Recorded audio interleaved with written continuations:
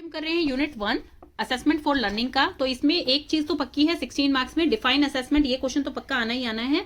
Assessment क्या होता है, देखिए सिंपल वर्ड्स में मैं बताऊं आपको, असेसमेंट एक ऐसा मेथड होता है जिसे आप टेस्ट बोलते हैं, एग्जाम्स बोलते हैं, जो टीचर आपका लेती है ताकि वो ये देख सके कि आपको कितनी लर्निंग हुई है, जो टीचर ने क्लास में पढ़ाया है उसकी कितनी लर्निंग हुई है, कितने स्किल्स आपके डेवलप हुए हैं। तो इसमें आप डेफिनेशन क्या लिखेंगे, the term assessment is the wide variety of method और टूल दैट एजुकेटर मतलब teacher use to evaluate, measure and document the academic readiness, learning process, skills, educational needs of the students। मतलब कि teacher check करती है कि आपको कितना जो है लर्निंग में फायदा हुआ है, कितनी चीजें आप अच्छी तरह से इफेक्टिव वे में लर्न कर पाए हैं। और किसी भी एक साइंटिस्ट की आप डेफिनेशन लेकर जो है उसमें लिख सकते हैं। एक तो ये डेफिनेशन लिख दीजिएगा और किसी भी एक साइंटिस्ट की लेकर, जैसे ये वाली डेफिनेशन मुझे इन सब में से ठीक लगी कि असेसमेंट एक सिस्टमिक कलेक्शन होता है, रिव्यू होता है जो टीचर करती है कि भाई आपको जो इन्फॉर्मेशन दी गई थी, आपको जो लर्निंग दी गई थी उसमें आप कितने इंप्रूव हुए हैं और कितने आप अपने आप को वो लर्निंग आप डेवलप कर पाए हैं अपने अंदर। तो इसे कहते हैं आप असेसमेंट।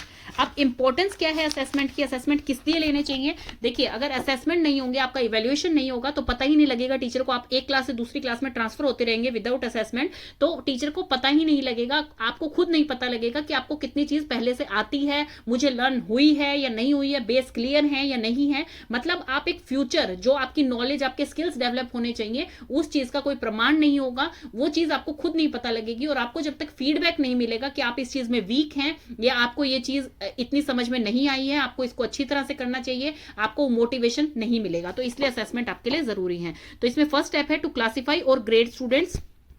जो आपको मार्क्स दिए जाते हैं, ग्रेड दिए जाते हैं स्टूडेंट्स को, ताकि उन्हें पता लग सके कि उनको जो है वो चीज कितनी आती है। तो वो एक तरह का तरीका है कि आपको असेस किया जाता है उस बेसिस पे टू गाइड इंप्रूवमेंट। मतलब कि आपको फीडबैक्स दिए जाते हैं, जैसे कि पीटीएम रखी जाती है आपके फर्स्ट सेमेस्टर एग्जाम के बाद, सेकंड सेमेस्टर एग्जाम के बाद, ताकि आप उस चीज में और अच्छा इंप्रूव कर सकें और जो आपका फाइनल रिजल्ट आए वो और भी अच्छा आए। तो इसलिए ये गाइडिंग इंप्रूवमेंट दी जाती है। टू एनेबल स्टूडेंट प्रोसेशन, इसमें क्या मतलब है कि स्टूडेंट जो है अपना जो भी कोर्स कर रहा है, जो भी क्लास में वो पढ़ रहा है, जब तक उसको थोरो नॉलेज नहीं होगी, उसकी स्किल्स नहीं है कि भी वो लर्निंग कर पा रहा है इफेक्टिवली, तो वो नेक्स्ट क्लास में जाने के लायक नहीं है। तो ये इस चीज में ये है कि स्टूडेंट को एक क्लियर आइडिया मिल जाता है कि वो करंट किस सिचुएशन में कहां पर क्या अचीव कर रहा है और कौन सी पोजिशन पे है, नेक्स्ट क्लास में जाने लायक है या नहीं है, आगे लर्निंग करने लायक है या नहीं है। तो इस चीज में ये पता लगता है। To facilitate students choice of option, जैसे कि आप 10th क्लास में हैं और आपके किस टाइप के मार्क्स आए हैं, आपके कौन से सब्जेक्ट में अच्छे मार्क्स हैं, मतलब टीचर एक गाइड बन जाती है आपके लिए कि भाई आपको जो है आगे जाके मैथ्स लेना चाहिए, आपको आर्ट्स लेनी चाहिए, आपकी सोशल साइंस में अच्छी कमांड है, आपकी मैथ्स में अच्छी कमांड है। मतलब कि आपको पर्टिकुलर सब्जेक्ट में किस में अच्छा समझ में आ रहा है, किस में आपकी एबिलिटीज ज्यादा है, किस में आपका इंटरेस्ट ज्यादा है, उस चीज को देखने के लिए भी आपके असेसमेंट जरूरी है। To diagnose fault and enable students to rectify mistakes, मतलब कि आप डीमोटिवेट ना हो जाएं कि भी आपके हमेशा अगर मान लो कम मार्क्स आ रहे हैं, आपकी परफॉर्मेंस अच्छी नहीं हो रही है, तो असेसमेंट के वेरियस स्टेप्स हैं, बहुत तरह के असेसमेंट होते हैं, ताकि बच्चा डीमोटिवेट होने की बजाय उसको टीचर जो है मोटिवेट कर सके कि नहीं यहां पर आप गलत थे, ये चीज आपकी गलत थी, आप इसमें इंप्रूवमेंट ले आएंगे तो आपके मार्क्स भी अच्छे हो जाएंगे। तो मतलब एक कॉन्टिन्यूअस फीडबैक उनको मिलता रहता है। To give us feedback on how our teaching is going, कैसी टीचिंग, मतलब टीचिंग अगर देखिए आपकी क्लास में जो है 60 बच्चे हैं, 60 बच्चों में से अगर मान लीजिए 45 बच्चों के जो हैं 90 अबव मार्क्स आए हैं उस पर्टिकुलर सब्जेक्ट में, और 15 बच्चों के अगर मान लीजिए कम मार्क्स भी आए हैं, तो दैट मीन्स कि आपकी फैसिलिटेटर जो है वो बहुत अच्छा पढ़ा रही है। असेसमेंट से आपको ये भी पता लगता है कि आपकी टीचर आपको किस तरह का गाइड कर रही है, किस तरह का पढ़ा रही है। तो इसमें यही बताया गया है कि टीचर किस तरह का पढ़ा रही है। अगर बच्चों के परसेंटेज अच्छे परसेंटेज जो है काफी बच्चों के आते हैं, तो इसका मतलब टीचर अच्छी तरह पढ़ा रही है। वो 15 बच्चे जो हैं वो फ्लेक्सिबल नहीं हो पा रहे हैं उस पर्टिकुलर मेथड से। लेकिन अगर टीचर का रिजल्ट ही खराब आता है, मान लीजिए 15 बच्चों के अच्छे नंबर आए हैं, बाकी 45 बच्चों के अच्छे नंबर नहीं आए हैं, तो इसका मतलब टीचर के पढ़ाने में कहीं ना कहीं कोई फॉल्ट है और उन बच्चों को उस टीचर को जो है वो इंप्रूवमेंट लानी चाहिए अपनी टीचिंग जो है मेथड्स में। देन है टू मोटिवेट स्टूडेंट्स को जो है टाइम पे जब उनके असेसमेंट होते रहेंगे तो उनको एक तरह का जो है प्रेशर फील नहीं होगा। तो असेसमेंट इस टाइप के होने चाहिए, सिर्फ ऐसे नहीं होने चाहिए कि रोट लर्निंग पे हैं कि जिसने जितना अच्छा बुक्स का लिख दिया उसको उतने ही मार्क्स मिलेंगे, ऐसा नहीं होना चाहिए। थोड़े फ्लेक्सिबल होने चाहिए असेसमेंट, ताकि बच्चे जो है वो अपने आप को जो है किसी वे में प्रूव कर पाए। जैसे अब असेसमेंट सिर्फ एक राइटिंग के होते हैं तो उसमें हो सकता है कोई बच्चा अच्छा हो, कोई स्पीकिंग के हैं तो उसमें किसी और बच्चे की स्किल्स अच्छी हो, कोई मल्टीपल चॉइस क्वेश्चन है उसमें किसी और बच्चे की स्किल्स अच्छी हो। तो मतलब अगर डिफरेंट डिफरेंट रिजल्ट्स आ रहे हैं अगर असेसमेंट्स में, तो इसका मतलब हर बच्चे की स्किल्स जो है डिफरेंट है, और हर बच्चे को एक मौका देना चाहिए कि भाई आप इस तरह से प्रूव नहीं कर पा रहे हो तो ये करो, आप इस अपने में ये इंप्रूवमेंट लाओ। तो उससे क्या होएगा, बच्चे मोटिवेट होंगे, yes I can also do that, तो फिर ये चीज उसमें भी मतलब फायदा रखती है। To provide statistics for the course और फॉर द इंस्टीट्यूशन, कि भाई आपको एक प्रॉपर तरीके का अपना रिपोर्ट कार्ड मिल जाए कि भाई आप अभी इस ग्रेड पे थे, फिर इस पे आए हैं सेकंड सेमेस्टर में, आपको और अच्छा करना है। तो मतलब एक प्रॉपर जो है आपका पोर्टफोलियो टाइप तैयार हो जाए कि भाई आप जो है इस टाइप से ग्रो कर रहे हैं। नेक्स्ट आपका आता है type of assessment. Type of assessment कितने हैं, सबसे पहले आता है formative assessment. Formative assessment students वो होता है जो कि ड्यूरिंग लर्निंग प्रोसेस होता है, मतलब कि आपकी अभी लर्निंग चल रही है और आप इसके बीच में ही टीचर आपके जैसे क्लास में टेस्ट ले लेती है, ताकि भाई मैंने आपको अभी तक 2 चैप्टर करवा दिए या 1 चैप्टर करवा दिया, टीचर उस चैप्टर का टेस्ट ले लेती है, सडन टेस्ट बोलते हैं जिसे, तो वो ले लेती है टीचर, ताकि टीचर को समझ आए कि आपको आप में से कितने बच्चों को समझ आई है, कितनों को नहीं समझ आई। मतलब ड्यूरिंग लर्निंग प्रोसेस की ये जो टेस्ट होते हैं उन्हें फॉर्मेटिव टेस्ट बोलते हैं। इसमें आपको फीडबैक्स दिए जाते हैं ताकि आप जल्दी जल्दी इंप्रूव कर पाए अपने आप को। समेटिव टेस्ट वो होते हैं, समेटिव असेसमेंट उन्हें कहा जाता है जो कि आफ्टर लर्निंग, मतलब जैसे एक पूरा सेमेस्टर खत्म हो गया उसके बाद आपके जो टेस्ट हो रहे हैं वो होते हैं समेटिव, फिर एक पूरा साल खत्म हो रहा है आपके साल के एंड में जो टेस्ट हो रहे हैं वो होते हैं समेटिव असेसमेंट। इसमें आपको फीडबैक्स नहीं मिलता है क्योंकि सीधा आपको रिजल्ट ही मिलेगा, तो इसमें आपको इंप्रूवमेंट के चांसेस कम हो जाते हैं। नॉन बेस्ड क्या टेस्ट होते हैं और क्राइटेरिया बेस्ड, इनमें डिफरेंस भी आता है कई बार 4 मार्क्स में। क्राइटेरिया बेस्ड टेस्ट होते हैं जैसे कि आपका सीटेट है कि या फिर आपका बोर्ड के एग्जाम ले लीजिए, मान लीजिए आप कि आपको ये बता दिया है कि 35% वाला बच्चा जो है वो पास होगा। अब चाहे उसमें 20 बच्चे आए हैं, चाहे 30 बच्चे आए हैं, चाहे 50 बच्चे आए हैं, मतलब वो सारे के सारे जो है पास हो गए हैं 35 से अबव। तो आपने इंडिविजुअल परसेंटेज नहीं देखी है। ऐसे ही आपके चाहे आपके सीटेट में 120 मार्क्स आए हैं, चाहे आपके 90 मार्क्स आए हैं, चाहे आपके 110 मार्क्स आए हैं, आप तीनों एक ही कैटेगरी में है कि आप सीटेट पास हैं। तो ये कहलाता है आपका क्राइटेरिया बेस्ड, कि एक क्राइटेरिया फिक्स कर दिया है गवर्नमेंट ने या आपकी एजुकेशन पॉलिसी ने कि भाई इतने मार्क्स वाला बच्चा इसमें पास हो जाएगा, तो उसे कहा जाता है क्राइटेरिया बेस्ड। नॉन बेस्ड कौन सा होता है कि जैसे मान लीजिए नेट का एग्जाम है या आपके गेट का एग्जाम है कि कितनी परसेंटेज, हाईएस्ट परसेंटेज कहां जा रही है। मान लीजिए 99 कट ऑफ आया है आपका, तो शुरू के जैसे 12 बच्चे हैं, 10 बच्चे हैं, वो उन्होंने ही मतलब वो चीज क्लियर की है। तो मतलब इसमें देखा जाता है आपकी परफॉर्मेंस वाइज, की बच्चों की परफॉर्मेंस वाइज की एक दूसरे को कंपेयर किया जाता है। इसमें क्राइटेरिया बेस में कंपेरिजन नहीं है, इसमें एक नॉर्म सेट हो गया है, एक लिमिट सेट हो गई है, उससे अब सारे बच्चे जो है पास हैं। लेकिन इसमें क्या है, जो जितना इंटेलिजेंट बच्चा होगा उसी का वो पास होगा। तो इसमें है नॉन बेस्ड टेस्ट। तो नॉन बेस्ड में जैसे आप नेट का एग्जाम्पल ले सकते हैं, गेट का ले सकते हैं। क्राइटेरिया बेस में कि एक चीज फिक्स कर दी है, उसके अबव जिसके नंबर आते हैं वो सब पास है उसमें। डायग्नोस्टिक टेस्ट मतलब ऐसे टेस्ट जो कि बिफोर लर्निंग किए जाते हैं कि भाई आप क्लास में अभी आए हैं, नए नए स्टूडेंट्स आए हैं, टीचर आपसे कुछ क्वेश्चंस पूछती है चैप्टर स्टार्ट कराने से पहले कि भाई आपको प्रियोर नॉलेज कितनी है, फिर वो देखती है कि आपको प्रियोर नॉलेज कितनी है और फिर वो आपको रिमीडियल एक्शंस देती है, मतलब कि आपको और इंप्रूवमेंट का मौका देती है, इसीलिए से कहा गया है डायग्नोस्टिक टेस्ट। इंटरनल असेसमेंट क्या होते हैं, जो कि क्लास टीचर लेती है आपकी। एक्सटर्नल असेसमेंट क्या होते हैं, जो कि आपके होते हैं जिसमें एक्सटर्नल पर्सन, मतलब आपकी क्लास टीचर आपके पेपर नहीं चेक कर रही है, कोई एक्सटर्नल बंदा आपके पेपर को चेक कर रहा है। इनफॉर्मल असेसमेंट कौन से होते हैं, जिसमें कि आपको बताया नहीं जाता है और आपका टेस्ट ले लिया जाए तुरंत, जैसे सडन टेस्ट बोलते हैं, जैसे सरप्राइज टेस्ट। फॉर्मल असेसमेंट कौन से होते हैं, जिसमें प्रॉपर आपको डेट शीट दी जाती है, फिर आप उसके बाद वो टेस्ट करते हैं। कॉन्टिन्यूअस असेसमेंट कौन से होते हैं, जो चलते ही रहते हैं आपके असेसमेंट, चाहे वो आपके स्पोर्ट्स के बेसिस पे आप कर रहे हैं, आपके लेबोरेटरी एक्सपेरिमेंट्स के बेसिस पे कर रहे हैं, थ्योरी के बेसिस पे कर रहे हैं, क्विज के बेसिस पे कर रहे हैं, मतलब चलते रहते हैं। टर्मिनल असेसमेंट कौन से होते हैं, जो पर्टिकुलर जो है आपका फिक्स किया गया ये टेस्ट है, ये आपका लास्ट टेस्ट है, इसके बाद आपको सीधा रिजल्ट मिल जाएगा, उसे कहा जाता है टर्मिनल, जो खत्म हो जाए, एंड हो जाए किसी प्रोग्राम का। ऑब्जेक्टिव असेसमेंट्स कौन से होते हैं, जिसमें कि ऑब्जेक्टिव टाइप क्वेश्चन आपके आते हैं, जैसे कि मल्टीपल चॉइस क्वेश्चन आगे, वो होते हैं ऑब्जेक्टिव। सब्जेक्टिव असेसमेंट्स कौन से होते हैं, जो कि प्रॉपर आपकी किसी एक जैसे आप लिखने के जो होते हैं पूरे सब्जेक्टिव के, आपको ऐसे टाइप क्वेश्चन दे दिया, आपको कोई पेंटिंग दी है बनाने के लिए, मतलब कि आप प्रॉपर उस वर्क को अपने पेपर पे कितना उतार पा रहे हैं, उसे कहा जाता है सब्जेक्टिव टाइप। प्रोसेस असेसमेंट कौन से होते हैं, जो कि आपके ऑन गोइंग क्लास में चलते रहते हैं। जैसे आपके टीचर कहे कि आप एक पोएम सुनाइए, या आप एक ये चैप्टर रीड कीजिए, या फिर आप कोई एक्सपेरिमेंट मुझे करके दिखाइए, तो वो होते हैं प्रोसेस। और प्रोडक्ट में क्या होता है, प्रोडक्ट में मीन्स कोई चीज दे दी जाती है आपको कि भाई आप ये ऐसे लिखिए, ये प्रोजेक्ट बना के लाइए, ये मॉडल बना के लाइए, तो उसमें होते हैं प्रोडक्ट। कॉम्प्रिहेंसिव एंड कॉन्टिन्यूस, ये आपको सबको पता है, जिसमें कि सिर्फ आपकी अकेडमिक ना देख के आपका फिजिकल, मेंटल, इमोशनल हर तरह की ग्रोथ चेक की जाती है, उसे कहा जाता है comprehensive and continuous assessment.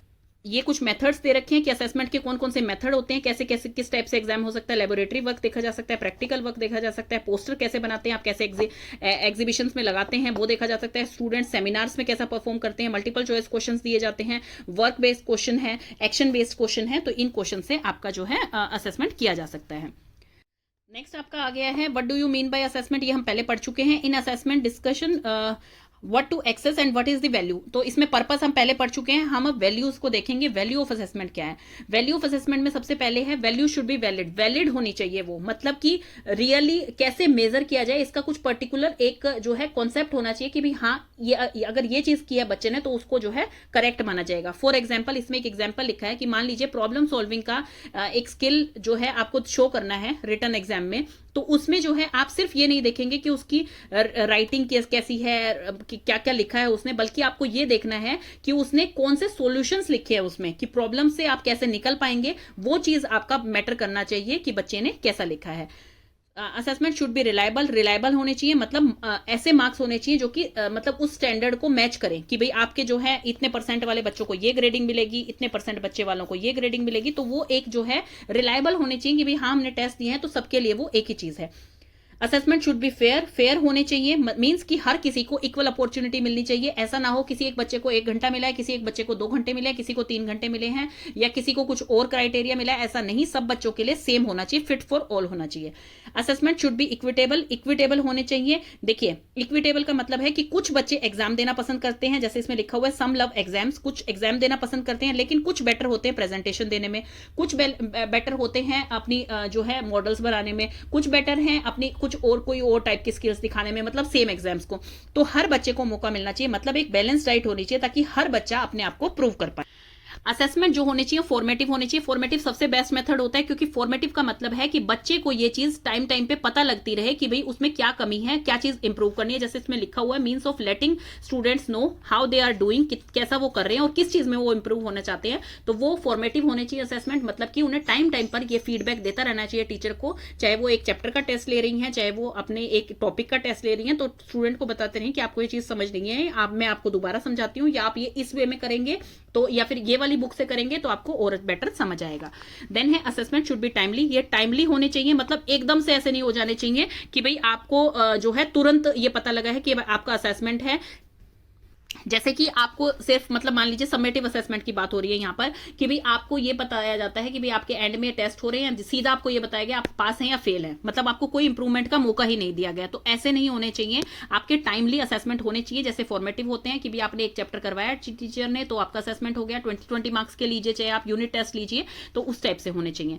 Next है आपका assessment should be incremental. Incremental का मतलब है feedback to student should be continuous, feedback जो है स्टूडेंट्स को कॉन्टिन्यूसली देना चाहिए टीचर को, ताकि वो मोटिवेटेड रहे और ताकि जो है वो अपने आप पे बिलीव करके और ज्यादा जो है इंप्रूवमेंट ला पाए। असेसमेंट शुड बी चैलेंजिंग, बिल्कुल चैलेंजिंग असेसमेंट होने चाहिए, हमेशा एक तरह के असेसमेंट नहीं होने चाहिए जिससे बच्चा बोर हो जाए। उनमें क्यूरियोसिटी रहनी चाहिए कि हाँ आज मेरे को ये इस टाइप का टेस्ट देना है, आज मेरी प्रेजेंटेशन है, आज मुझे जो है डिबेट में पार्टिसिपेट करना है, डिस्कशन में पार्टिसिपेट करना है, तो वो हर चीज उसके लिए जो है एक चैलेंजिंग वे में असेसमेंट्स होने चाहिए।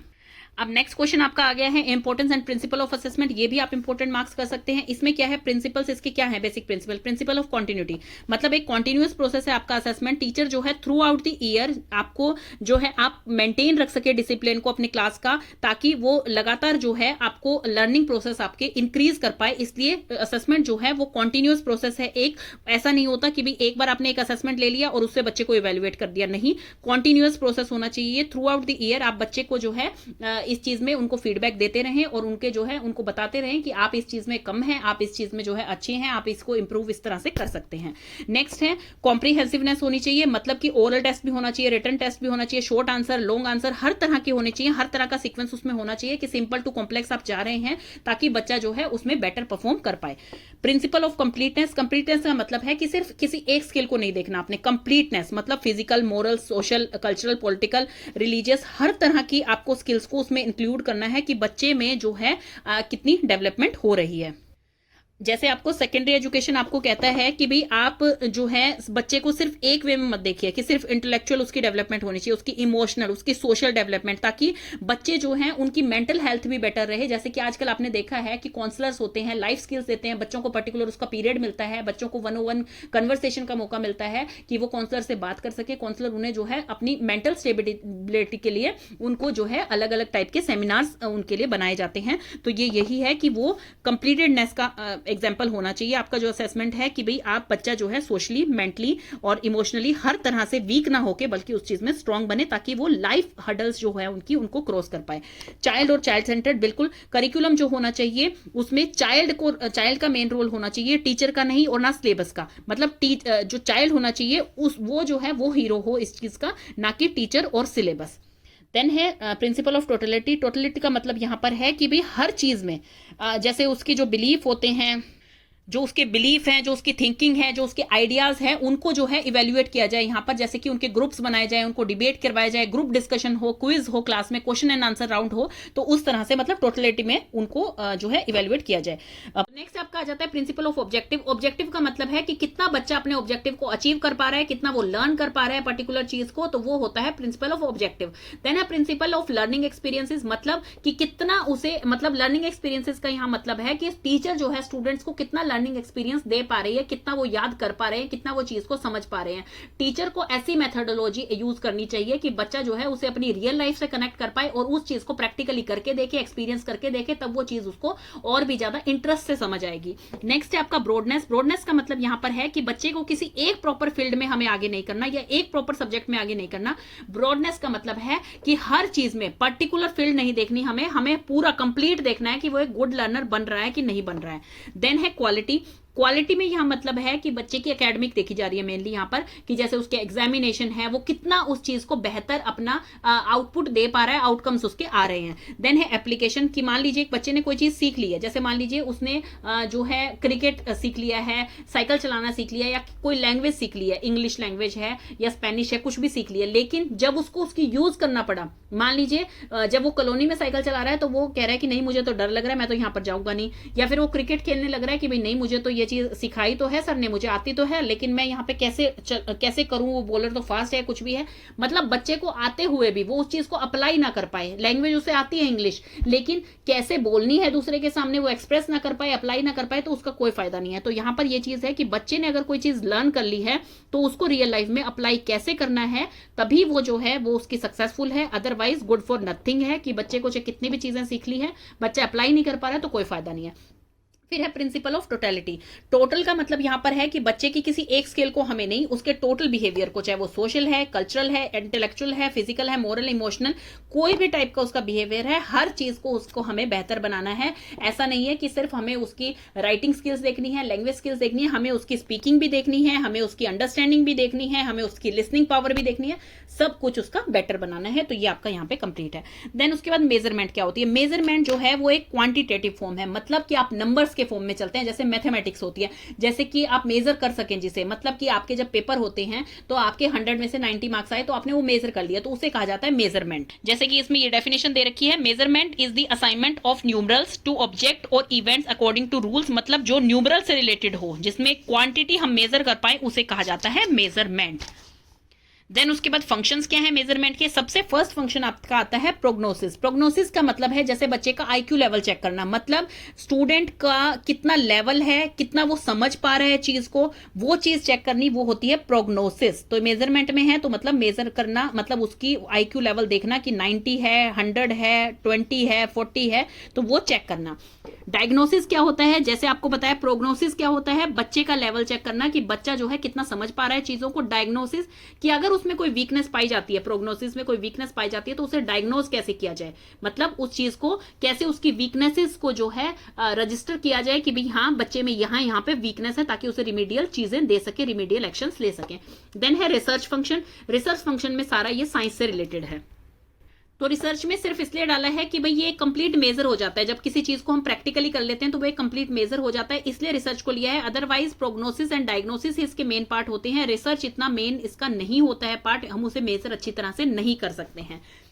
देन आपके आगे हैं कि करेक्टरिस्टिक्स क्या होते हैं, ये ऑब्जेक्टिव है, वैलिड है, रिलायबल है, कॉम्प्रिहेंसिव है एंड यूजेबल है।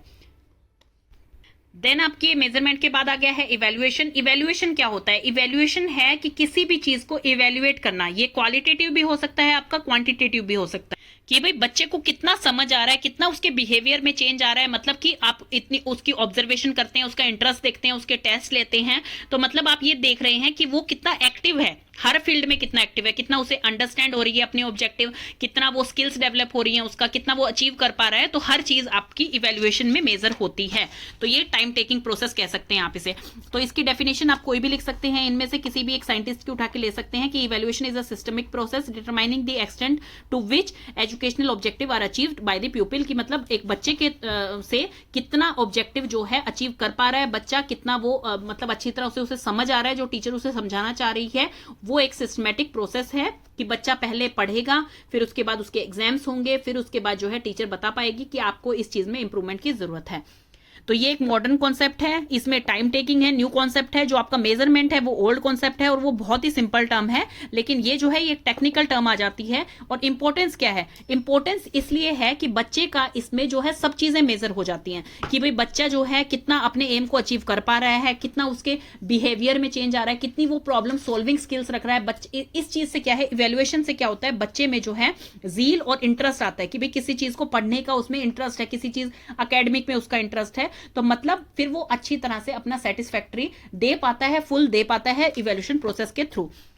कैरेक्टरिस्टिक्स क्या है इसके, इवैल्यूएशन जो है वो कॉन्टिन्यूस प्रोसेस है, इवैल्यूएशन जो है वो कॉम्प्रिहेंसिव प्रोसेस है। मतलब कॉम्प्रिहेंसिव का मतलब यहाँ पर ये है कि इवैल्यूएशन सिर्फ जो है टेस्ट पेपर एकेडमिक के लिए सीमित नहीं है, इवैल्यूएशन आपका हर चीज में होता है, inside the school, outside the school, कि आपका घर पे कैसा बिहेवियर है, आप सोशली कितने एक्टिव है, सोसाइटी में आपका कैसा बिहेवियर है, तो हर चीज में आपका चेक होता है, उसे कहा जाता है इवैल्यूएशन, उसे कहा जाता है कॉम्प्रिहेंसिव। तो मतलब इसमें आपका हर चीज चेक होती है कि आप अपने पीयर ग्रुप के साथ, अपने पेरेंट्स के साथ, अपने टीचर्स के साथ आपका कैसा कोऑपरेशन है, कैसे आप बिहेव कर रहे हैं। इवैल्यूएशन जो है वो एंड का मतलब नहीं है, इवैल्यूएशन मतलब एक टेस्ट एंड हो गया, आपका सेमेस्टर एंड हो गया, लेकिन आपका इटसेल्फ एंड नहीं हुआ, वो चाहे आप स्कूल में हैं चाहे आप बाहर जा रहे हैं, आपका इवैल्यूएशन लगातार चलता ही रहता है, इवैल्यूएशन कभी खत्म नहीं होता। इवैल्यूएशन क्वालिटेटिव भी होता है, क्वांटिटेटिव भी होता है और वैल्यू डिस्क्रिप्शन भी होता है। जैसे आपका मेजरमेंट सिर्फ क्वांटिटेटिव था, मतलब नंबर ही डिसाइड करेंगे बस उसमें। ये रिमीडियल इन नेचर होता है कि मतलब मान लीजिए आपको किसी बच्चे में लग रहा है कि वो इस स्टेप पे पीछे रह रहा है और आपको लग रहा है उसको इंप्रूवमेंट की जरूरत है, तो उसको रिमीडियल क्लासेस दी जाती हैं ताकि वो उस चीज में बेहतर बन पाए। असेसमेंट जो होता है not confirm to the classroom only, assessment आपका सिर्फ क्लासरूम तक नहीं होता, आउटसाइड द क्लास भी रहता है। इसमें क्या है, importance of learning as compare to teaching, मतलब टीचिंग की बजाय कि भाई टीचर क्या पढ़ा रही है, कैसे पढ़ा रही है, उसकी बजाय लर्निंग पे ज्यादा फोकस किया जाता है। क्योंकि आपका अगर टीचर मान लीजिए बहुत अच्छा भी पढ़ा के जा रही है, आपको समझ नहीं आया है, तो आपके लिए वो मतलब गुड फॉर नथिंग है। तो इसलिए आपको कितना लर्न हो रहा है, कितना टीचर आपके दिमाग में वो चीज डाल पा रही है, कितना आपको अंडरस्टैंड करवा पा रही है वो, तो वो चीज जो है वो फायदेमंद है। असेसमेंट जो होता है वो सिस्टमैटिक होता है, साइंटिफिक होता है। जैसे आपका मेजरमेंट जो है वो साइंटिफिक एक टर्म दे दी है, क्योंकि साइंटिफिक के बिना कोई भी चीज प्रूव नहीं होती है, लेकिन वो साइंटिफिक का उसमें कोई यूज नहीं है, वो एक टर्म है सिर्फ आपकी नंबर्स के बेसिस पे जो मेजर की जा सकती है। लेकिन यहां पर क्या है, यहां पर ये सिस्टमिक है, मतलब आप हर चीज मेजर नहीं कर सकते। जैसे स्किल्स कितने हैं बच्चे में, वो कैसे मेजर कर पाएंगे आप, उसकी अंडरस्टैंडिंग लेवल क्या है, आप सिर्फ उसके असेसमेंट के बेसिस पे उसको मेजर कर सकते हैं, कैसा वो लिख के आ रहा है, कैसा वो बोल रहा है। लेकिन स्किल्स जो हैं वो आपकी इवैल्यूएशन में आती हैं कि आपकी कितनी स्किल डेवलप हो रही है, कितना बच्चा अचीव कर पा रहा है, कितना उसे कंटेंट समझ आ रहा है। देन पर्पज क्या होते हैं, पर्पज यही होते हैं डायग्नोज द प्रॉब्लम, कि बच्चा जो है किसी चीज में अगर कम है तो उसकी शॉर्ट कमिंग, उसकी वीकनेसेस को अवेयर किया जाता है, पेरेंट्स को बताया जाता है और फिर उसे उसकी रिमेडियल क्लासेस दी जाती हैं। टू क्लैरिफाई द ऑब्जेक्ट, कि आप इस इंस्टीट्यूट में क्यों हैं, आप इस स्कूल में क्यों हैं, आप बीएड क्यों कर रहे हैं। अगर आपको ऑब्जेक्टिव ही नहीं पता कि आपको टीचर लगना है या आपको किसी स्कूल में जाना है, किसी कॉलेज में जाना है, तो फिर आपका बीएड करने का फायदा क्या। आपको पहले अपना ऑब्जेक्टिव सेट करना होता है, फिर उसके बाद आपको पढ़ाई करनी होती है। टू प्रोवाइड रिमीडियल वर्क, मतलब जैसे एक्स्ट्रा क्लासेस वगैरह दी जाती हैं, वो होती है रिमीडियल वर्क कि भाई उनको उस चीज में बेहतर किया जाए। टू प्रोवाइड गाइडेंस, गाइडेंस में भी यही है कि उनकी एबिलिटीज को, उनके इंटरेस्ट को देखा जाए, टीचर उस हिसाब से जो है उन्हें गाइड करे। देन है to provide basis for selection, मतलब सिलेक्शन की पर्टिकुलर कोर्स में वो किस लिए आए हैं या उन्हें पर्टिकुलर कोर्स में जाना है, तो उस हिसाब से जो है उनको चीजें प्रोवाइड की जाए, उस हिसाब से उनको टीचिंग प्रोवाइड की जाए। टू एक्सेस टीचिंग, मतलब कि ऑब्जेक्टिव क्या है आपका और ऑब्जेक्टिव को कैसे अचीव करना है, उस चीज के लिए आपको टीचर जो है वो हेल्प करती है, आपको अलग अलग मेथड से पढ़ाती है, मटेरियल की हेल्प से पढ़ाती है, एक्सपीरियंस की हेल्प से पढ़ाती है। To assess the personality of the pupil, मतलब प्यूपिल का कितना इंटरेस्ट आ रहा है और उसकी पर्सनैलिटी डेवलपमेंट हो रही है इसमें, मतलब कि physically, socially and moral development हो रहा है इस चीज में, तो ये इसका जो है पर्पस होता है आपका। To bring improvement in teaching learning processes, मतलब कि टीचर और स्टूडेंट जो कितना इंटरेक्शन से पढ़ पा रहे हैं, कितना डिस्कशन वे में पढ़ पा रहे हैं, तो वो आता है इसमें।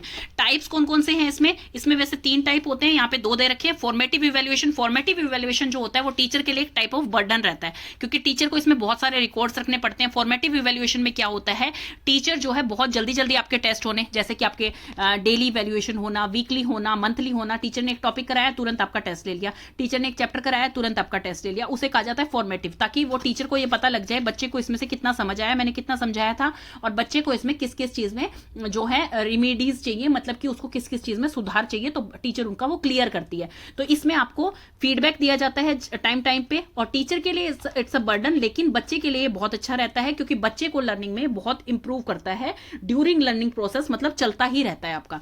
समेटिव क्या होता है, ये होता है ईयर के एंड में, जैसे आपका सेमेस्टर एंड हुआ है या आपका ईयर एंड हुआ है, तो आपके फाइनल एग्जाम हो गए, तो इसमें तो डायरेक्ट आंसर आएगा कि आप पास हैं या फेल हैं, मतलब आपको कोई रिमीडीज नहीं दी जाती, कोई फीडबैक नहीं दिया जाता कि आप अपने आप को इंप्रूव कर पाए।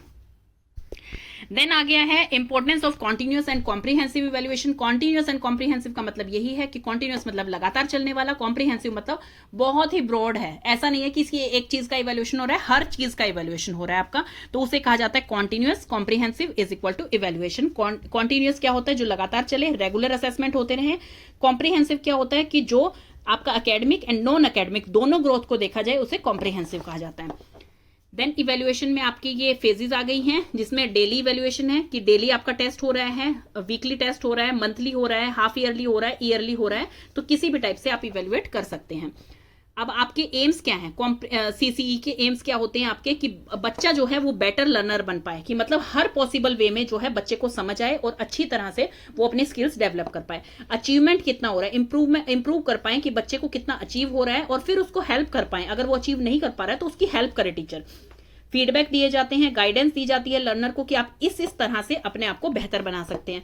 और फिर जो एग्जामिनेशन का उसका डर होता था, जैसे बच्चों को ये पता है साल में एक बार एग्जाम होना है, तो उसे इतना डर हो जाता था कि हाँ इस टाइम एग्जाम आ रहे हैं। अगर आपके रेगुलर इवैल्यूएशन डेली ही चलता रहता है, जैसे कॉन्टिन्यूअस एंड कॉम्प्रिहेंसिव है, तो बच्चे को कोई फियर नहीं रहता है, उसका फियर रिड्यूस हो जाता है। बच्चों को जो रोट लर्निंग है उससे दूर भगाता है कि भाई आपको सिर्फ रट्टाफिकेशन नहीं करनी है, हर चीज में आपको इवैल्यूएट किया जा रहा है, हर चीज आपका बिहेवियर भी देखा जा रहा है, आप कितने जो है साफ सुथरे हाइजीनिक बन के आए हैं उसके भी आपको मार्क्स मिल रहे हैं, आपके राइटिंग के भी आपको मार्क्स मिल रहे हैं, तो बच्चा हर चीज में, हर स्किल्स में जो है वो अपना बेहतर करता है। To make available for learner proper feedback and guidance, ये पहले भी आ गया है, फीडबैक एंड गाइडेंस, यही चीजें रिपीट होती रहती हैं इसमें, बाकी कुछ नहीं है। Teacher work in accordance with the needs and requirements of the learner, teacher को इस तरह से पढ़ाई करानी चाहिए कि बच्चे को वो इजीली समझ आए। जैसे मैं साइंस टीचर हूं, तो मुझे लगता है कि साइंस जो है बच्चे को वर्बली बोल के नहीं समझा सकते हैं, हम डायग्रामेटिक बहुत अच्छा समझा सकते हैं, मॉडल्स वैसे हम बहुत अच्छा समझा सकते हैं, एग्जाम्पल्स के तौर पर हम बहुत अच्छा समझा सकते हैं, ताकि बच्चा अपनी रियल लाइफ से कोरिलेट कर पाए। तो ये चीजें हैं कि टीचर का टीचिंग मेथड बहुत अच्छे होने चाहिए। To help the learner attain good habits, जो लर्नर की गुड हैबिट्स बनाए, प्रॉपर एटीट्यूड बनाए उनका लर्निंग के प्रति, किसी लैंग्वेज को लर्न करना है, किसी स्किल को लर्न करना है, तो बच्चे की गुड हैबिट होनी चाहिए। Better teacher with more confidence, teacher को भी जो है बेटर टीचर बनाता है ये जो आपका कॉन्टिन्यूअस एंड कॉम्प्रिहेंसिव है, कि भाई बच्चा हाँ इस तरह से मोटिवेट हो रहा है, इस तरह से हो रहा है, तो टीचर भी मोटिवेट होती है कि हाँ मेरे सब्जेक्ट में अब ये इंप्रूव हो रहा है, या स्पोर्ट्स में अब ये इंप्रूव हो रहा है, तो टीचर को भी एक कॉन्फिडेंस आता है। टीचर यूजेज अप्रोप्रिएट मेथोडोलॉजी, ये पहले भी आ चुका है कि टीचर को जो है accordance to need and requirement के हिसाब से ही उसकी मेथोडोलॉजी फिक्स करनी चाहिए। इसमें एक टीचर को एक फिक्स कर देना चाहिए कि आपका ये गोल है, आपको ये चीज अचीव करनी है, तो बच्चा जो है इजीली उस चीज को अचीव कर सकता है। अगर आपको एंड पॉइंट पता ही ना हो और आपकी रेस हो रही है, तो आप कहां तक भागेंगे? आपको एक एंड पॉइंट निर्धारित कर दिया जाए कि आपको यहां तक भागना है, तभी आप फर्स्ट सेकंड थर्ड आएंगे, तो बच्चे को फिर बच्चा कोशिश करता है वहां तक जाने की। कॉन्फिडेंस आता है लर्नर में, पेरेंट्स में, ताकि बच्चा जो है रेगुलर इस चीज को अपना थ्रू आउट द सेशन, उसका जब इवैल्यूएशन होता है कॉन्टिन्यूस इवैल्यूएशन, तो बच्चों में, पेरेंट्स में, हर किसी में कॉन्फिडेंस आता है कि हाँ मेरे बच्चे में ये चीज इंप्रूवमेंट हो रही है, ये चीज अच्छी हो रही है, ये सिर्फ स्कूल में एकेडमिक ही नहीं, ये हर चीज को जो है बेटर बना रहा है। देन कंपोनेंट्स क्या क्या हैं, इसको रिटन टेस्ट ले सकते हैं, ओरल टेस्ट ले सकते हैं, सीजर टेस्ट ले सकते हैं, पर्सनैलिटी एंड करेक्टर टेस्ट ले सकते हैं, सोशल डेवलपमेंट का टेस्ट ले सकते हैं, फिजिकल डेवलपमेंट का टेस्ट ले सकते हैं आप। सिग्निफिकेंस क्या आता है इसमें, सिग्निफिकेंस ये है कि ये सीसी इज इनफॉर्मल। इनफॉर्मल का मतलब है कि प्रॉपर फॉर्मल नहीं है कि भाई टीचर को आपको बताया और फिर आपने टेस्ट दिया, ऐसा नहीं है, इनफॉर्मल है ये। Then it develops the habit of self study. इसमें क्या है, कॉन्टिन्यूस इवैल्यूएशन के कारण वो सेल्फ स्टडी की आदत पड़ती है बच्चे को खुद मोटिवेशन मिलती है। Remove the deficiency in the teaching learning process, मतलब जो भी कमियां रहती थी टीचिंग लर्निंग प्रोसेस में वो ये खत्म कर देता है। ये एकेडमिक एंड नॉन एकेडमिक दोनों के लिए है, इसलिए बच्चा जो है इसमें कॉन्टिन्यूअस ग्रोथ करता रहता है।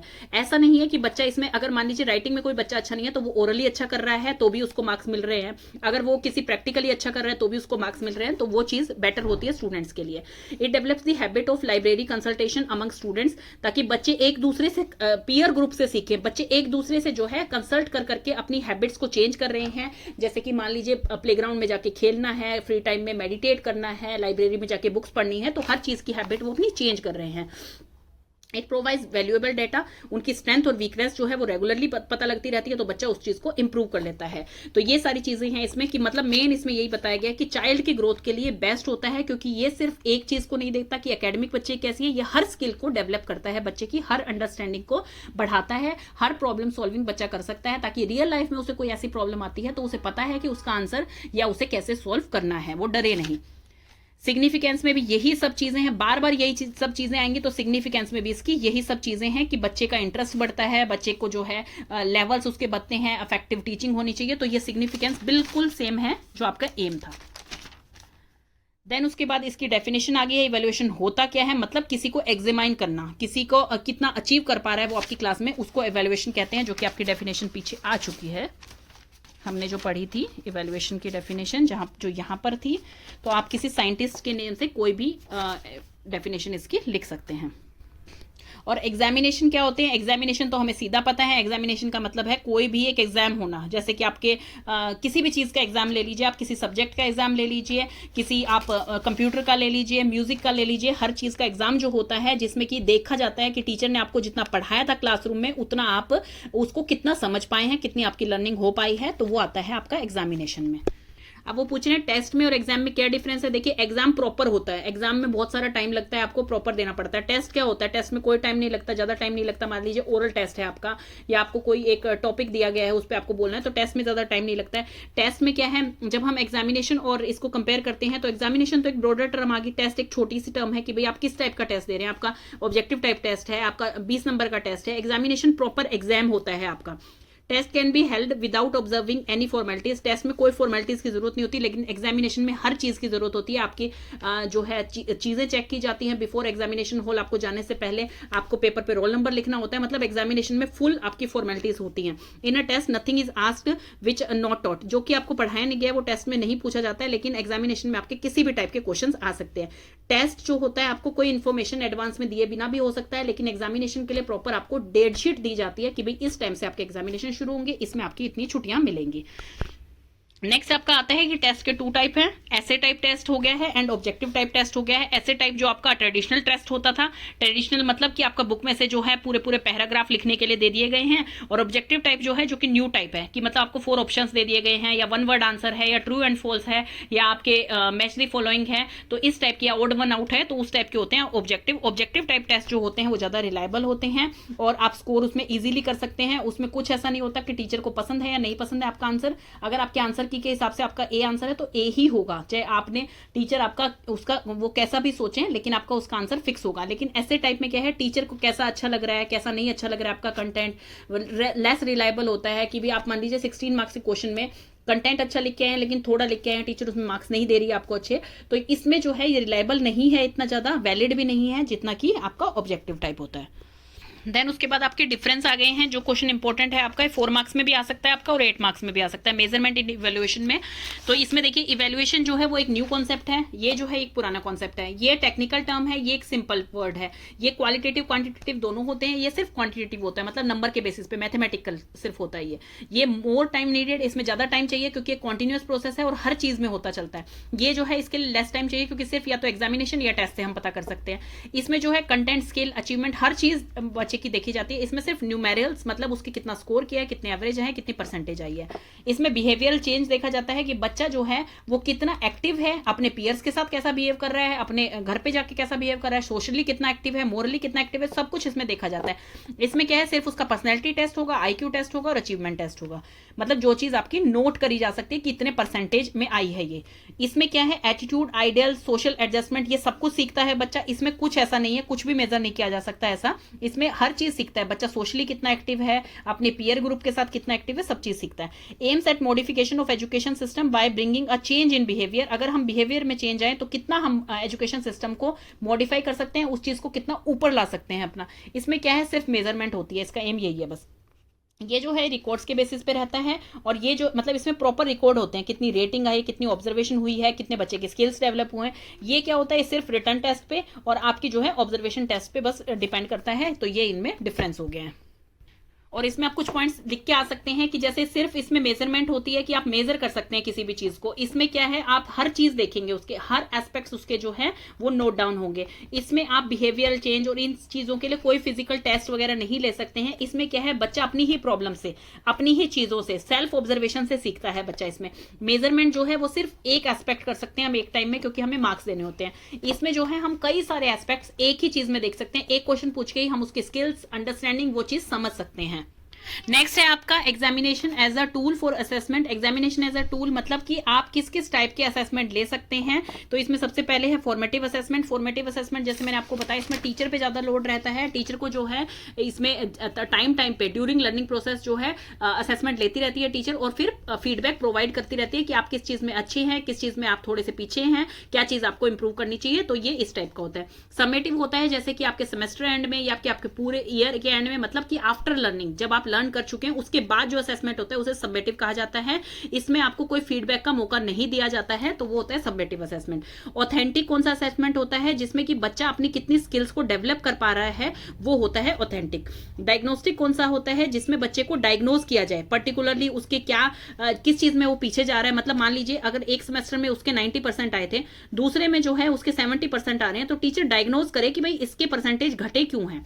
तो अगर वो अनडायग्नोज रहेगा तो वो बच्चा जो है उसकी प्रॉब्लम और ज्यादा बढ़ती जाएगी। तो उस प्रॉब्लम को रिड्यूस करने के लिए अगर हम टीचर उस प्रॉब्लम को रिड्यूस करेंगे तो वो प्रॉब्लम और ज्यादा राइज नहीं करेगी।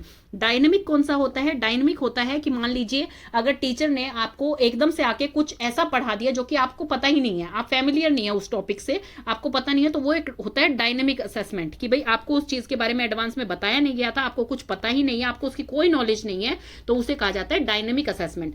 क्राइटेरिया रेफरेंस कौन सा होता है कि भाई एक क्राइटेरिया सेट कर दिया जाता है और फिर उसके बाद जो है आपका असेसमेंट लिया जाता है कि आप उसको फुलफिल कर पा रहे हैं या नहीं। जैसे मान लीजिए 70% का एक टीचर ने क्राइटेरिया फिक्स कर दिया कि जिस बच्चे के 70% आएंगे या उससे ऊपर आएंगे, तो इसका मतलब वही जो है बेटर है या उसे अच्छी तरह से समझ आया है, उसे कहा जाता है criteria reference assessment.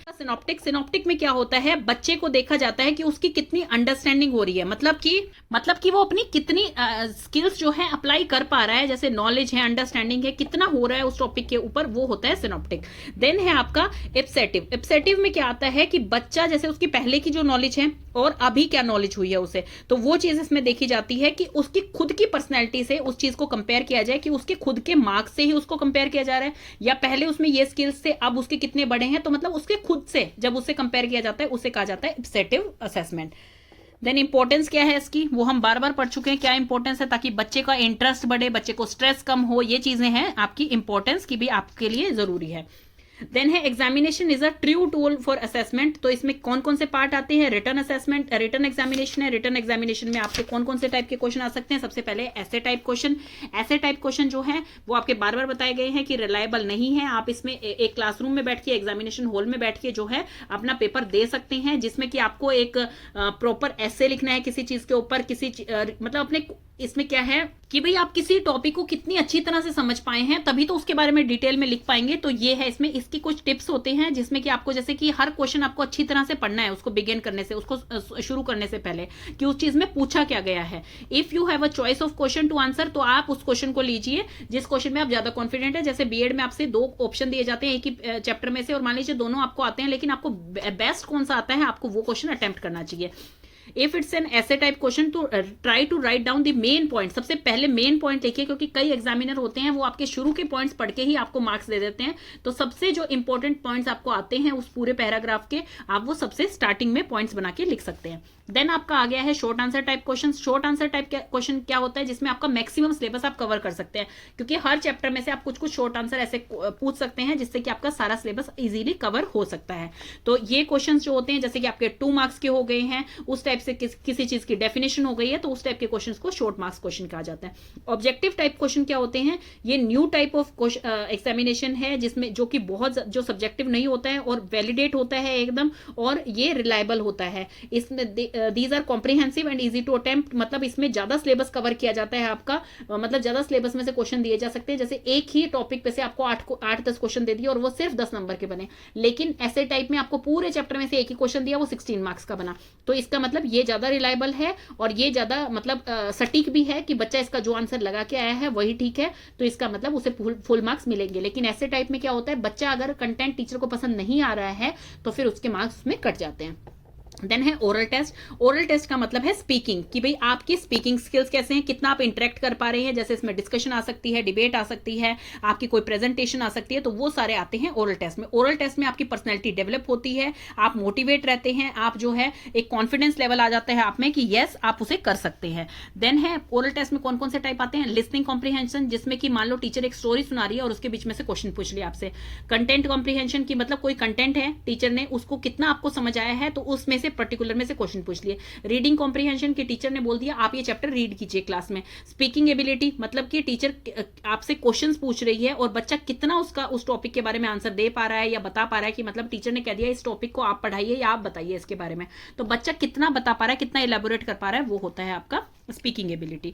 Then multiple choice question, जिसमें कि आपको 4 ऑप्शन दे दिए गए हैं, उसमें से कोई आपको टिक करना है, बहुत ही क्विकली आप टिक कर सकते हैं अगर वो आपको आता है तो ये आपका होता है multiple choice question. Open book question होता है। Open books are design to test your understanding, आपकी अंडरस्टैंडिंग चेक करने के लिए ओपन बुक्स बनाई जाती हैं, ताकि आप जो है उसको अच्छी तरह से आर्ग्यू कर पाए, उसको अच्छी तरह से लर्न कर पाए।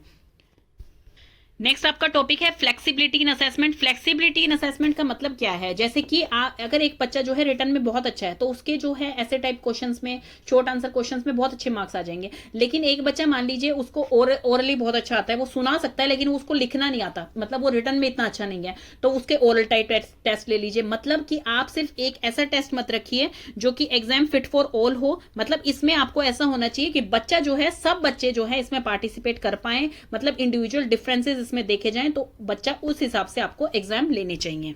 कि भाई बच्चे को जो है जिस तरह से भी आते हैं, तो मान लीजिए एक बार आपने टीचर ने जो है ओरल टेस्ट ले लिया, एक बार जो है मल्टीपल चॉइस ले लिया, एक बार ऐसे टाइप ले लिया, एक बार ग्रुप डिस्कशन करवा दी, तो ताकि मतलब हर बच्चा, चाहे कोई बच्चा जो है रिटर्न में अच्छा है, चाहे ओरली अच्छा है, चाहे उसकी रीडिंग स्किल्स अच्छी है, स्पीकिंग स्किल्स अच्छी हैं, तो वो हर चीज जो है बच्चे की हम देख पाए। तो इसीलिए कहा जाता है कि कॉन्टिन्यूअस एंड कॉम्प्रीहेंसिव इवेल्युएशन जो होता है वो बेस्ट होता है, ताकि बच्चा जो है हर फील्ड में और हर चीज में अपने आप को मोटिवेट कर पाए। तो इसलिए फ्लेक्सिबिलिटी जो है असेसमेंट में जरूरी होती है। देन फॉर्मेटिव एंड सबमेटिव में बार बार आपको बहुत अच्छी तरह से बता चुकी हूँ। फॉर्मेटिव क्या असेसमेंट होता है, जो ड्यूरिंग लर्निंग प्रोसेस होता है। सबमेटिव वो होता है जो आफ्टर लर्निंग होता है। इसमें कोई भी आपको जो है फीडबैक या फिर कोई भी ऐसी डायग्नोज नहीं की जाती है आपकी प्रॉब्लम, इसमें जो है आपको फीडबैक तुरंत मिल जाते हैं और आप उस प्रॉब्लम को ठीक कर पाते हैं। तो फॉर्मेटिव इवैल्यूएशन असेसमेंट जो है अभी डिटेल में आपको बता रखा है कि फॉर्मेटिव असेसमेंट क्या होता है, जो कि आपका क्लासरूम में लिया जाता है, आपको जो है इंप्रूव लर्निंग करवाता है। ये इसमें इंस्ट्रक्टर एंड स्टूडेंट जो है बोथ अपना रोल प्ले करते हैं। टीचर इसमें पूरे रिकॉर्ड्स रखती है अपने स्टूडेंट्स के। कंपोनेंट्स इसके क्या क्या है, understanding the learning target and identify the gap, मतलब लर्निंग का टारगेट क्या है और फिर उसके बीच में गैप क्या आ रहा है, कि जैसे टीचर स्टूडेंट को समझा रही है, एक इंटरेक्टिव क्लासरूम है, स्टूडेंट से भी क्वेश्चन पूछ रही है टीचर से भी स्टूडेंट क्वेश्चन पूछ रहा है कि ऐसे क्यों हुआ है या कैसे हुआ है, तो वो सारी चीजों के आंसर टीचर उन्हें कर रही है। या टीचर ने मान लीजिए एकदम कोई सरप्राइज टेस्ट ले लिया ताकि टीचर देखना चाहे कि आपको कितना समझ आया था इस चीज का, और स्टूडेंट को वो नहीं समझ आया तो टीचर उस टॉपिक को दोबारा से समझाए, तो उसे कहा जाता है फॉर्मेटिव असेसमेंट। देन है गिविंग असाइनमेंट और यूजिंग फॉर्मेटिव असेसमेंट स्ट्रेटेजीज, कि भाई स्टूडेंट्स की क्या नीड है, उसे किस तरह से कोई चीज समझ आती है, किस तरह से उसकी मतलब लर्निंग स्ट्रेटेजीज स्टूडेंट्स की कैसे इंप्रूव की जा सकती है वो देखी जाती है इसमें। गिविंग फीडबैक, जब टीचर ने असाइनमेंट ले लिया, टीचर ने फॉर्मेटिव असेसमेंट जो कि मतलब आपका ड्यूरिंग लर्निंग प्रोसेस चल रहा है, लगातार चल रहा है पूरे साल, तो वो जब ले लिया तो टीचर आपको फीडबैक देगी कि भाई आप इस चीज में बेहतर करिए या इस चीज में आप बहुत अच्छे हैं, ये चीज आपको अच्छी तरह समझ आई है, तो वो आपको फीडबैक दिए जाते हैं। यूजिंग लर्निंग प्रोसेशन, मतलब कि कौन से मटेरियल आप यूज कर रहे हैं, कौन से आप क्या चीज अचीव करना चाहते हैं और किस हिसाब से समझा रहे हैं बच्चों को, एक्सपेरिमेंटल वे से समझा रहे हैं, किस तरह समझा रहे हैं, तो वो चीजें टीचर को मतलब समझ आनी चाहिए कि भाई मुझे किस तरह से बच्चे को समझाना है, वो टीचर मैनेज करे उस चीज को।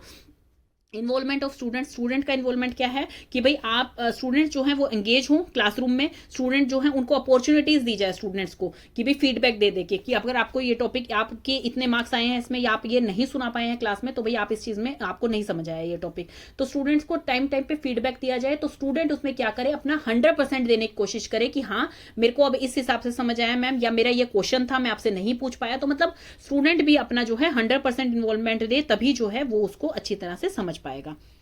देन हेड में क्या है, सबसे पहले आगे है types of formative assessment strategy में समरीज एंड रिफ्लेक्शन, मतलब बच्चा जो है कितना रिफ्लेक्ट हो पा रहा है जितना उसने लर्न किया है, या मतलब जैसे टीचर के साथ उसकी फर्स्ट मीटिंग है, वो अपने आप को कितना रख पा रहा है टीचर के सामने, हाँ मैम मुझे ये प्योर नॉलेज है, इतना इतना मुझे आता है, मतलब कितना अपने आप को समराइज और रिफ्लेक्ट कर पा रहा है टीचर के सामने। नेक्स्ट है list, chart and organisation strategy, मतलब कि टीचर ऐसी चीजें ऑर्गेनाइज करके रखे, ऐसे मटेरियल, ऐसे चार्ट्स, ऐसी चीजें जिससे कि बच्चे को और अच्छा समझ में आए।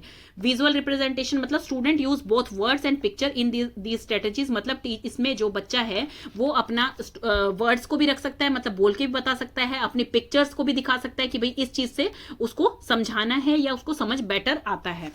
कोलैबोरेटिव, मतलब कि पीयर टू पीयर इंटरेक्शन, की बच्चों के साथ वो कैसे काम कर रहा है, ग्रुप में वो कैसे डिस्कशन कर रहा है, अपने जो है इंटरेक्शन कैसा है, टीचर का इंटरेक्शन कैसा है, पीयर ग्रुप का इंटरेक्शन कैसा है, कैसे वो कोलैबोरेटिव वे में एक ब्रिज बना के वो काम कर रहे हैं। तो मेनली फॉर्मेटिव असेसमेंट जो है बच्चों का इसलिए होता है ताकि वो अगले स्टेप में और इम्प्रूव करके जो है अपने आप को शो कर पाए, अपने आप को रिफ्लेक्ट कर पाए। देन उसके बाद है ब्लूम्स टेक्सोनोमी ऑब्जेक्टिव, ये जो थी ये एस ब्लूम्स ने दी थी, टेक्सोनोमी ऑफ एजुकेशनल ऑब्जेक्टिव जो है बुक का नेम है। एंड इसमें क्या थी, क्लासिफिकेशन ऑफ एजुकेशनल गोल था जो कि क्रिएट किए गए थे, किस लिए क्रिएट किए जाते हैं, कैसे किए जाते हैं, वो मैं आपको बताती हूँ। एजुकेशनल गोल को अचीव करने के लिए कि भाई आपका ऑब्जेक्टिव क्या है, उसके लिए आप कैसे स्टेप्स में आप चलेंगे, कैसे अपनी मेंटल थिंकिंग को इतना हाई करेंगे कि वो चीजें आपको सब समझ आ जाए, वो है इसमें। हायरार्की मॉडल है ये। हायरार्की का मतलब क्या होता है, जैसे कि ऑफिस में होते हैं, पहले एग्जीक्यूटिव होता है, फिर देन सीनियर एग्जीक्यूटिव होता है, फिर मैनेजर होता है, फिर सीनियर मैनेजर होता है, इस टाइप से हायरार्की चलती है। उसी टाइप से ब्लूम्स की इस थ्योरी में भी हायरार्की चल रही है। ये 3 पार्ट्स में डिवाइड है। अब हम इसे लाइन वाइज समझते हैं कि ये इनमें क्या बताना चाह रहे हैं। में जो सबसे पहले पार्ट आते हैं दैट इज कॉग्निटिव डोमेन, जो कि आपके हेड को दर्शाता है कि भाई आपने कैसी थिंकिंग है, आपकी मेंटल स्किल्स कैसी हैं। देन है अफेक्टिव डोमेन, जो कि आपकी फीलिंग को, इमोशन को दर्शाता है, जो कि आपके हार्ट से रिलेटेड होता है। देन है साइकोमोटर, साइकोमोटर में एक्शंस कैसे हैं, आप कर कैसे रहे हैं कोई भी क्रिया, that is called doing and action, कि भाई आपके कैसे हैं, वो आपके हैंड को दर्शाता है कि भाई आप कैसे काम कर रहे हैं, वो आपके साइकोमोटर में। अब हम इसे डायग्रामेटिकली समझेंगे कि भाई इसमें क्या क्या स्टेप्स हैं। सबसे फर्स्ट आता है कॉग्निटिव डोमेन। कॉग्निटिव डोमेन में सबसे पहले नॉलेज। नॉलेज में क्या देखते हैं, आपकी रिमेंबरिंग पावर कितनी है, आपकी, आप कितना चीजों को रिकॉल कर पाते हैं अपनी प्रीवियस नॉलेज को। तो इसमें 3 पार्ट्स हैं नॉलेज के, knowledge of specifies, knowledge of ways, knowledge of universal. Specifies में क्या आता है कि फैक्ट्स है, इन्फॉर्मेशन है, इन चीजों को कितना रिकॉल कर पा रहे हैं आप प्रीवियस नॉलेज को। देन है knowledge of ways and dealings की, मतलब आपका क्राइटेरिया क्या है, क्या सीक्वेंस है, कैसे सिस्टमेटिक वे से आप समझते हैं, कितना क्लासिफिकेशन आप कर पाते हैं, कैटेगरीज हैं, ये सब कुछ इसमें आता है। देन नॉलेज ऑफ यूनिवर्सल में कि नॉलेज ऑफ प्रिंसिपल्स की, इस चीज की थ्योरी क्या है, इस चीज का फैक्ट क्या है, ये चीज आती है। जैसे हम इस टैक्सोनॉमी में हायरार्की की बात करें तो एक के बाद दूसरा स्टेप आता जाएगा जो कि एक पहले से रिलेटेड होगा। नेक्स्ट आता है कॉम्प्रिहेंशन। कॉम्प्रिहेंशन नॉलेज से ही रिलेटेड है, अगर कोई नॉलेज नहीं है तो कॉम्प्रिहेंशंस भी नहीं हो सकते हैं। कॉम्प्रिहेंशन का बेसिक मतलब क्या है कि आइडियाज, फैक्ट्स, मेथड्स हम कैसे लगाएंगे। तो इसमें 3 पार्ट है। ट्रांसलेशन, ट्रांसलेशन में वही है कि एक लेवल से दूसरे लेवल पे आप कैसे ट्रांसलेट कर पा रहे हैं उस चीज को, चाहे वो सिंबल्स के थ्रू है, वर्बल है, नॉन वर्बल है। देन है इंटरप्रिटेशन। इंटरप्रिटेशन मतलब कि आप उसमें डिफरेंस कैसे कर पा रहे हैं, उसको क्लासिफाई कैसे कर पा रहे हैं, रीअरेंज कैसे कर पा रहे हैं या वेरीफाई कैसे कर पा रहे हैं। नेक्स्ट आपका आता है एक्स्ट्रापोलेशन। एक्स्ट्रापोलेशन में क्या है कि आप प्रिडिक्शंस कैसे कर रहे हैं, एस्टिमेट कैसे लगा रहे हैं। आपका नेक्स्ट टर्म आता है अब एप्लीकेशन, कॉम्प्रीहेंशन के बाद आता है एप्लीकेशन की कॉम्प्रीहेंशन मतलब आपने अंडरस्टैंड कर लिया पूरा फैक्ट, उसमें यही था अंडरस्टैंड कर लिया किसी भी तरीके से, तो अब उसको अप्लाई कैसे करना है आपको, मतलब इसमें फैक्ट्स, लॉज, प्रिंसिपल आपको कैसे अप्लाई करने हैं, अपने बच्चे जो हैं आपके स्टूडेंट्स जो हैं उनकी वीकनेसेस देखनी है, वो चीज आपको सारी इसमें अप्लाई करनी है। देन आपकी एनालिसिस आ गई है कि भाई आप इसमें एनालाइज करेंगे, आप एनालाइज मतलब कि अंडरस्टैंडिंग कितनी हुई है अभी और आपको नॉलेज कितनी आई है, बाकी सारे जो पहले 3 स्टेप्स थे इसमें उसको एनालाइज करेंगे कि आप किस हद तक पहुंचे हैं, जैसे कि एनालिसिस ऑफ एलिमेंट हो गया, रिलेशनशिप हो गया, ऑर्गेनाइज प्रिंसिपल्स हो गए, ये सब चीजों को एनालाइज करेंगे। देन आपकी आती है सिंथेसिस। सिंथेसिस का मतलब क्या होता है कि कुछ भी क्रिएट करना, जैसे आपने पुराने कॉन्सेप्ट्स उठा के कोई नए कॉन्सेप्ट बना दिए उसके पुराने कॉन्सेप्ट्स की मदद से, तो उसे कहते हैं सिंथेसिस। मतलब किसी भी चीज को कंबाइन करना, वेरियस ऑब्जेक्ट्स को, मटेरियल्स को, फैक्ट्स को, और फिर उससे कुछ चीज बनाना, that is called as synthesis. इसमें क्या करते हैं कि आइडियाज, फीलिंग्स, एक्सपीरियंस जो होते हैं अदर्स के वो शेयर किए जाते हैं। तो इसमें आप क्या करते हैं, इस क्लास में क्या आपका कंक्लूजन निकलता है कि चाहे सिंबॉलिक वे से समझा रहे हैं, चाहे आप किसी वे से समझा रहे हैं, बच्चे को एक एब्स्ट्रैक्ट फीलिंग भी आ जाए, तो इस टाइप की आपको उनको लर्निंग करवानी है। एब्स्ट्रैक्ट मतलब कि जैसे उन्हें वो सिर्फ सोच में हो, कि जैसे फ्रीडम होती है, जैसे हैप्पीनेस होती है, सैडनेस होती है, जिसे कि आप टच नहीं कर सकते हैं लेकिन फिर भी आप उसे थिंक कर सकते हैं अगर आप बच्चों को बता रहे हैं तो। लास्ट आपका आता है इवैल्यूएशन, जो कि सबसे हाईएस्ट लेवल होता है आपके इस ऑब्जेक्टिव को पाने के लिए, जिसमें क्या होता है जजमेंटल लेवल होता है। ये जज करते हैं आप दूसरे को in the form of knowledge, understanding, application, analysis and synthesis. जितने भी स्टेप्स आपने अभी तक किए उनके बेसिस पे आप जज करते हैं अपने स्टूडेंट को कि उसने कितना ऑब्जेक्टिव अचीव किया है, कितना अटेन किया है। इंटरनल जजमेंट भी होती है एंड एक्सटर्नल जजमेंट भी होती है, मटेरियल्स की, मेथड्स की, आइडियाज की। नेक्स्ट हमारा आता है अफेक्टेड डोमेन, जो कि फीलिंग और इमोशन से जुड़ा हुआ है, जिसमें कि प्यूपिल के हर्ट से रिलेटेड, मतलब कि उसका मेंटल टेंडेंसी देखी जा रही है, उसकी वैल्यूज देखी जा रही है, इंटरेस्ट देखा जा रहा है, इमोशन देखे जा रहे हैं, वो सब कुछ आता है इसमें। फर्स्ट आता है रिसीविंग एंड अटेंडिंग। रिसीविंग में क्या होता है, कितना बच्चा इच्छुक है इस ऑब्जेक्टिव को सीखने के लिए, अटेन करने के लिए, कितना अवेयर है वो फिनोमिना से, कितना विलिंग है सीखने के लिए, और कितना कंट्रोल्ड और सिलेक्टेड अटेंशन दे रहा है वो, मतलब कि एक एनवायरमेंट बना रहा है। सेकंड आता है रिस्पॉन्डिंग, की भाई जैसे पहले रिसीव कर लिया है उसने, अब वो कितना रिस्पॉन्ड कर रहा है, जब टीचर उसके बारे में क्वेश्चन पूछ रही है, कुछ भी कर रही है, तो कितना रिस्पॉन्ड कर रहा है। इसमें आता है ओबीडियंस, कि भाई कितना वो पर्टिकुलरली ओबीडियंट है, आज्ञाकारी है टीचर को लेकर, इस फॉर्मूले को लेकर या इस ऑब्जेक्टिव को लेकर। देन है विलिंगनेस, कि भाई कितनी उसकी सीखने की इच्छा खुद से है, कि भाई एक तो होता है पनिशमेंट के डर से बच्चा अपना होमवर्क करके लाए, एक होता है उसकी खुद की इच्छा है सीखने की, तो यहाँ विलिंगनेस मतलब खुद की इच्छा।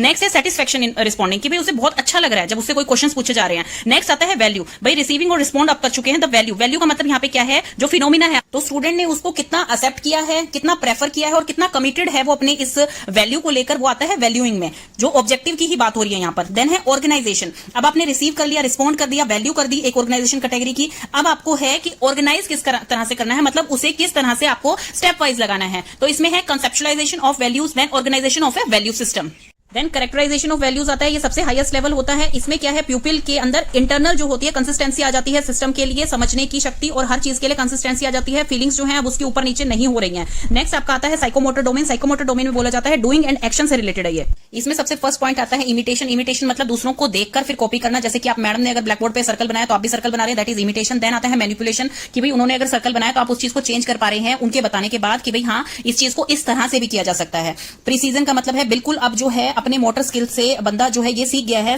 कि भाई ये चीज बिल्कुल प्रिसाइज और बिल्कुल एक्यूरेट है, वो बन गया है इतनी उसके अपनी परफॉर्मेंस में प्यूपिल जो है। देन है आर्टिकुलेशन, मतलब कि आर्टिकुलेशन मतलब कि इस चीज में कोऑर्डिनेशन, किसी और चीज को भी साथ लेके चलना, is called as articulation. Then last आता है नेचुरलाइजेशन। नेचुरलाइजेशन मतलब बिल्कुल नेचुरल हो गया है कि अब वो जो अकेला है वो भी परफॉर्म कर पा रहा है एज अ सिंगल एक्ट।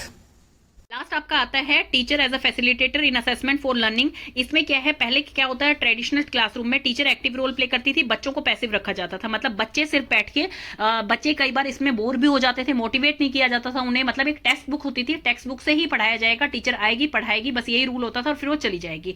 हर बच्चे का आंसर देना भी टीचर जरूरी नहीं समझती थी, और आंसर भी देती थी तो टेक्स्ट बुक से ही दे देती थी, और नंबर भी उसी बच्चे को मिलते थे जो टेक्स्ट बुक से लिखता था, तो इससे रोट लर्निंग भी ज्यादा मोटिवेट हो रही थी। तो आज के दिन क्या है, जो मॉडर्न क्लासरूम है वहां पर टीचर जो है बच्चे को प्रोत्साहित करती है कि तुम खुद करके देखो इस चीज को। सेल्फ ऑब्जर्वेशन से जो है बच्चा सीख रहा है। आजकल बच्चे को क्वेश्चंस पूछने की पूरी फ्रीडम दी जा रही है। बच्चे का क्लासरूम इंटरेक्टिव क्लासरूम है, डिस्कशन के वे में टीचर समझा रही है उन्हें, और रियल लाइफ से जोड़ के समझा रही है, ताकि बच्चा जो है अपनी प्रॉब्लम को सोल्व कर पाए। बच्चा टीचर इसमें जो है लाइफ स्किल्स भी सिखा रही है उन्हें, मोरली भी एक्टिव कर रही है, फिजिकली भी एक्टिव कर रही है, मेंटली भी एक्टिव कर रही है, हर चीज टीचर उन्हें सिखा रही है कि बेटा ये चीजें होती हैं, तो आपको इस तरह से इस चीज को टैकल करना है। आपको कोई क्वेश्चन समझ नहीं आता है तो आप पूछ सकते हैं क्लासरूम के अंदर, ग्रुप डिस्कशंस करवाए जाएं। तो मतलब टीचर उनकी गाइड बन चुकी है अब, कि बच्चे को जब भी जरूरत हो तब टीचर वहां पर रहेगी, वरना टीचर मोटिवेट करती है कि आप खुद ये चीज करके देखिए। तो इसमें कुछ स्टेप्स हैं। फर्स्ट है plan ahead and think about the needs of the student, कि मतलब आप स्ट्रेंथ एंड चैलेंजेस देखिए कि इस चीज में कितने चैलेंजेस हैं या कितनी बच्चों को जो है जरूरत है कि टीचर की, कि उनका इंटरेस्ट बन रहा है कि नहीं, समझ आ रहा है या नहीं, हर चीज जो है टीचर को देखनी चाहिए। Give students opportunity to take responsibility for maintaining their classroom, मतलब कि अपने क्लासरूम को मेंटेन करने के लिए बच्चों को रिस्पॉन्सिबिलिटी दें।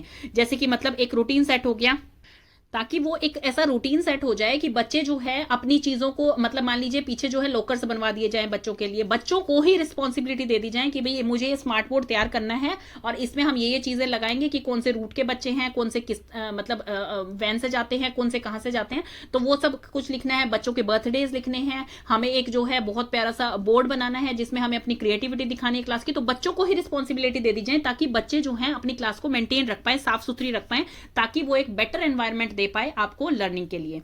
नेक्स्ट है आपका teach students to ask question to acquire information, मतलब स्टूडेंट्स को बोला जाए कि भाई आप जो है क्वेश्चंस पूछिए, डिस्कशन जो होती है, ताकि हम अपने पीयर ग्रुप से अपने डिस्कशन वे में, इंटरेक्टिव वे में जो है उस चीज को समझ पाए। क्योंकि मान लीजिए एक बच्चे का जो क्वेश्चन है हो सकता है वही क्वेश्चन 3 बच्चों का हो, तो अगर स्टूडेंट क्वेश्चन ही नहीं पूछेगा डर के मारे या कॉन्शियसनेस में, तो फिर टीचर को उसे मोटिवेट करना चाहिए कि वो क्वेश्चन पूछें ताकि बच्चों को वो चीज क्लियर हो।